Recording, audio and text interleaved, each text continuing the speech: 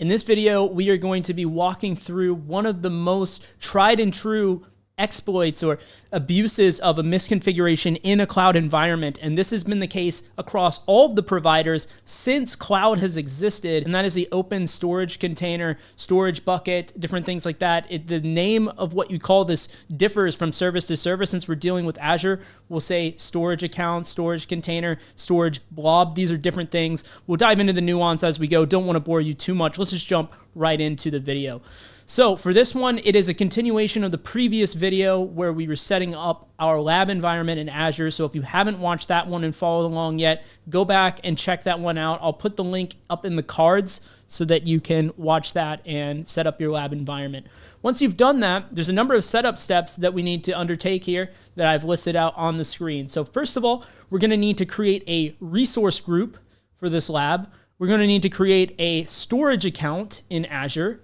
And that storage account will need to have a storage container, and then it will need to have anonymous access, meaning that it is accessible from anyone out there on the internet, because that is the vulnerability we're covering. Now, I just want to make a quick note that just because a storage container has anonymous access is not necessarily a vulnerability in and of itself. You can have things that are intentionally publicly accessible. The problem is when you start putting sensitive data on these publicly available containers. And this is not theoretical. This is something, like I said, happened time and time again. If you go and look at a lot of the breaches out there involving the cloud, a good number of them have this as some kind of component that the attacker was able to take advantage of. The next thing is we need to pick a user to be the compromised user in this lab. You could pick any of your Entra ID users, up to you. We'll be doing that for the setup as well.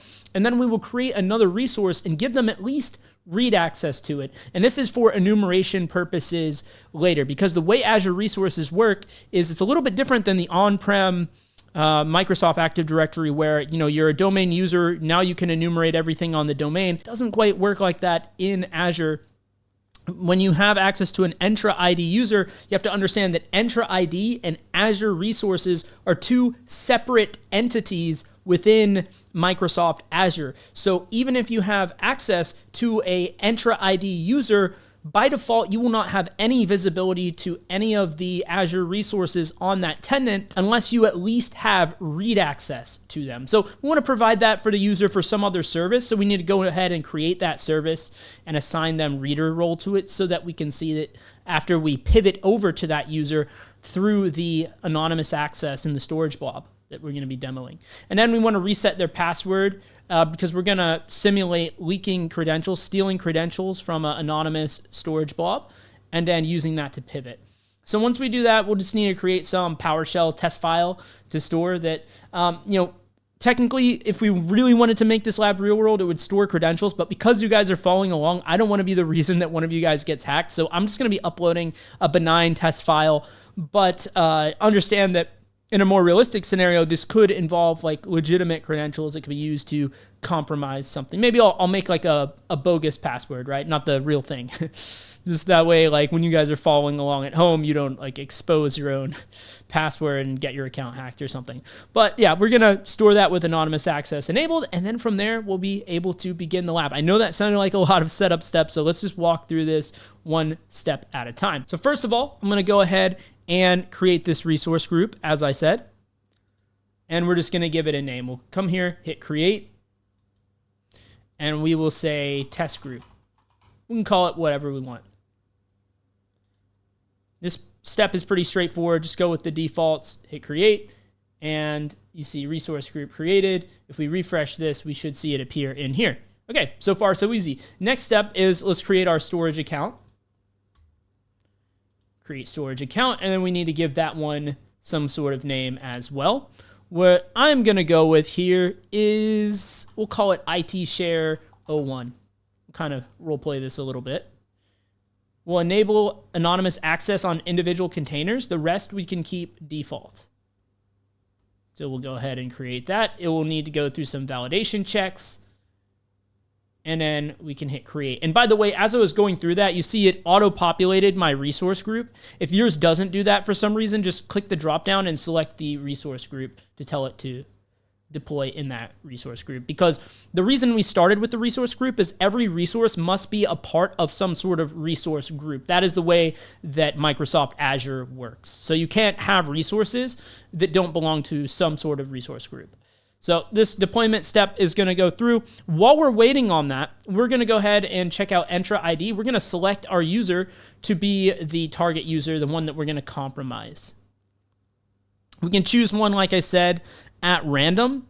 The one that I'm going to go with is, I will go with Antonio Howard right here. So I'll select this user. And now I'm going to click the button that says reset password. And that's going to generate a temporary password that we're going to need to make note of as soon as I hit this button over here. So let's just go ahead and copy this. I'm going to put this in my notes because we're going to need it in the very next step. So the next step is going to be to try to sign in with that user. Since I have an active session in this web browser, I'm going to actually open an incognito tab. So I'm prompted for login. I'm going to go to portal.azure.com. And that's going to prompt me to log in with that temporary password that it generated for us. So first, I'm going to put in the UPN. And then the next step, I'm going to put in that temporary password. And I'm going to need to enter that in yet again here for current password. And now I'm going to set a new password. For that, you can just generate a password using like a password manager or whatever method, or just come up with one on your own. Put that in. And now it's going to prompt you for multi-factor. You can actually ignore this step for now. So I'm just going to minimize that. And now that that user is set up, we reset their password. Now we got to create another resource and give them access to it. So I'm going to go with a key vault, but you can go with any resource you so choose. Let's create that. And let's give this a name as well. We can call this Elevate Key Vault 02 or something. And remember, if it didn't pre-populate this, we got to select the resource group, and we need to give the key vault a name. And I think that was where I accidentally typed it. So we'll call it Elevate Key Vault 02 again. Try to set that. See if we can review and create. Oh, looks like this one is in use. Let's try 03. Review and create.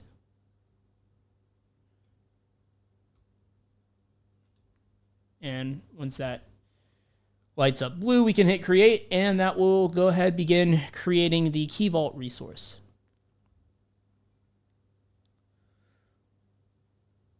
And once we see that deployment in process, to save some time, we can go on over back to that storage account that we created, because we got to then create a container within that account.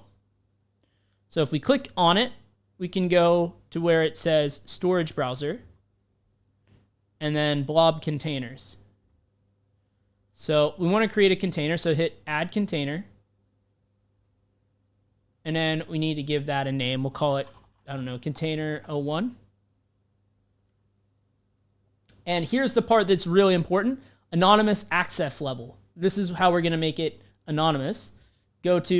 It will default to private, no anonymous access. We want to select container anonymous read access for containers and blobs. And it's going to bark at us a little bit saying, hey, this is like insecure. You know, you don't want to do this. Anyone can read it. On the different cloud providers, there's various levels of how much it screams at you. I know AWS like really screams at you. But this one kind of mild. You just get this pop up here, hit create, and it's pretty much the last of it screaming at you. But I think Amazon like makes you like either type something in manually or like check a box or something to acknowledge. But yeah, let's go ahead and click into this container. And here's where we're going to actually upload our files. So we're going to need to upload some dummy file. I'm going to upload a fake admin script with bogus credentials. Don't put the actual credentials, since this will actually be an anonymous available blob that literally anyone else on the internet can access. Now we're going to be deleting the lab after. And don't forget to do that, by the way. Make sure you tear down your lab environment after, because you don't want to incur the costs of just having this sit out there. And also, we're not going to actually introduce a vulnerability in this script, but if you did, then yeah, definitely you need to tear this down right away. But let's go ahead and But let's go ahead and create that bogus file. I'm going to do that through Notepad. So pop up a Notepad here. I'm going to paste this in to kind of role play this a little bit. I came up with a little script here that contains hard-coded credentials for a user.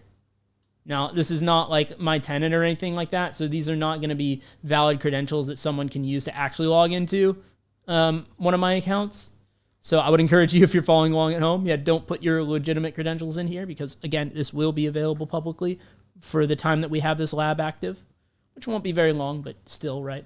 Best to be secure. I'm going to go ahead and save this on my computer and call it like admin_script.ps1, something like that. And let's go ahead and upload it. So it kind of simulates what you might see in a real-world environment with an admin script that has hard-coded credentials on an open share. If you don't think that's realistic, well, I'll just wait for you guys to join the field, do a few pen tests, and then we can revisit that topic, right? Those of you who are pen testers, you probably know, right? Let's go ahead and upload this. And now that is available here. And it has anonymous access. Cool, so all of that is good. One thing that we need to do is go back to our key vault now, and we need to give access to the user that's going to act as our compromised user. So if we click on the key vault, we can go to access configuration, and then we can go to where it says, go to access control IAM, and we want to go to role assignments.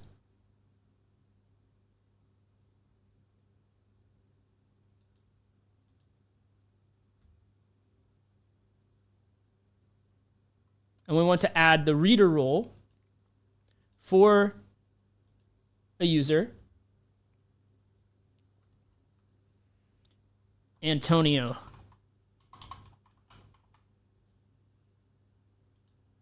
Howard will get reader role, meaning that he can enumerate the resource. Can't really do anything from there. So still fairly benign, but this is just for our enumeration purposes. So we're going to give him that reader role access. In a future lab, maybe we'll give this account more access so we can practice like pivoting and stuff like that. But let's just start nice and simple and nice and focused here on this first one. So with all that out of the way, we are ready to go now with our lab. The value of setting this up is so that you can understand not just how do I hack this, how do I break into this, but understanding from a holistic perspective of what does it look like on the admin side, what does it look like on the attacker's side. When you understand the technology, you're going to be such a stronger pen tester, and it's going to make you more efficient at what you do as well. Most people out there, they only know how to run the hacking tool that hacks it, right? They don't really understand the what and the why. So that is the purpose of creating your own lab, going beyond just doing these like hacking platforms, which are great, don't get me wrong, but you do lose out on some value when you're not looking at it from like an admin perspective as well. All right, so let's start looking at this from an external attacker's perspective. We're gonna imagine we don't have an assumed breach user, we have no access internally to this tenant. We are completely from the outside. There's a number of recon steps that we're going to need to perform that I won't cover in this video because we want to be really focused on the storage container side of things. One of the recon steps that we can take on that front is to use a tool called Microburst. Now, Microburst has a lot of built-in capabilities that it can do, but one of the things is to actually help us enumerate the Azure blobs for ones that are publicly available, the ones that have anonymous access. So if we do some recon on the target, we might be able to determine what the base of the storage container might look like. If we can identify that, we can start enumerating if that or any of its permutations might be publicly available. So we're going to use this tool to try and enumerate that. And it's also going to try to enumerate the containers within that. So it looks like it was able to find the IT share blob. And you can have, sometimes you're going to have success with this, sometimes you're not. But there's a number of ways to enumerate from here as well that we're going to go into right after this. So we see it found this storage account. Now, there's also browser-based enumeration that you can do, believe it or not, because this is all, one thing you're going to learn about the cloud is it's all HTTP-based. So there's a number of queries we can add to our URL, and we can start enumerating from there. So I'll say container is container01, and I'll say res type equals container, and comp equals list, and that will list off any of the blobs that are in that storage container, for example. Now, how do we find the storage container itself? We're going to need to do some additional recon since we weren't able to find it with the invoke enumerate Azure blobs PS1.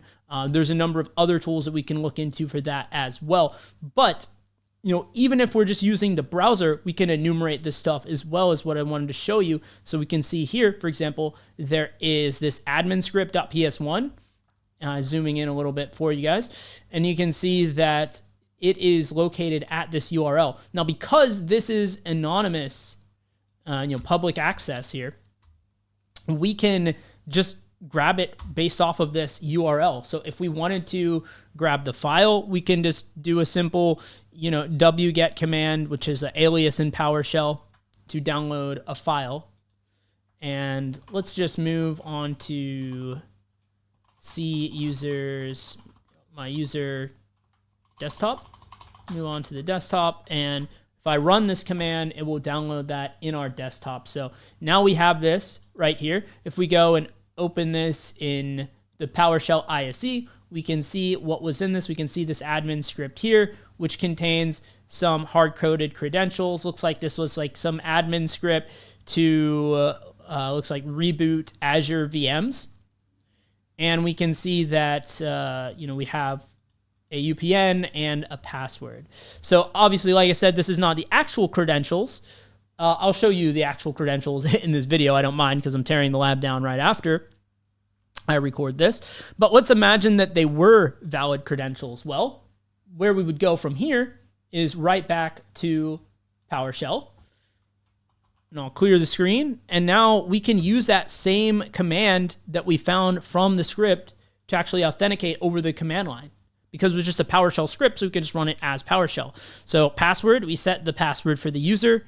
And then creds, we're going to imagine that instead of having that random accounts credentials, it was the credentials for the Antonio Howard Entra ID user, right? So we'll put that in for creds. And now, because we want to enumerate Azure resources, I would recommend to use the AZ PowerShell module. So we can say connect AZ account, pass it the credentials variable. It'll give us a little warning, and then we will be able to authenticate to AZ PowerShell on the command line. So there's a lot of capabilities that we have at this point, things that we can run and things like that. First, we need to give it a little bit of time to authenticate. The first one that I typically like to run when I get access to a new user is the get AZ resource commandlet, because that will allow you to quickly enumerate any resources you have access to. Now here, this is a sign that we have authenticated successfully as this user. We didn't get any errors that would show up in red. Now, one common pitfall to watch out for is if you get to this step and the subscription name is blank, what that probably means is that you forgot to give that user visibility into some other resource. Because if the user has no visibility into any of the resources on your tenant, or on your subscription, I should say, then what's going to happen is the subscription name will show up blank. So that's one indicator that you might have skipped one of the setup steps. But we ran that obviously, so we didn't run into that issue.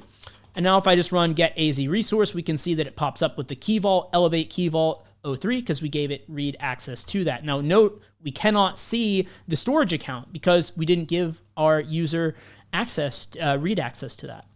But we can see here, this is the resource ID and things like that. And we don't know from this step what level of access our user has on this. In this case, we can just read it.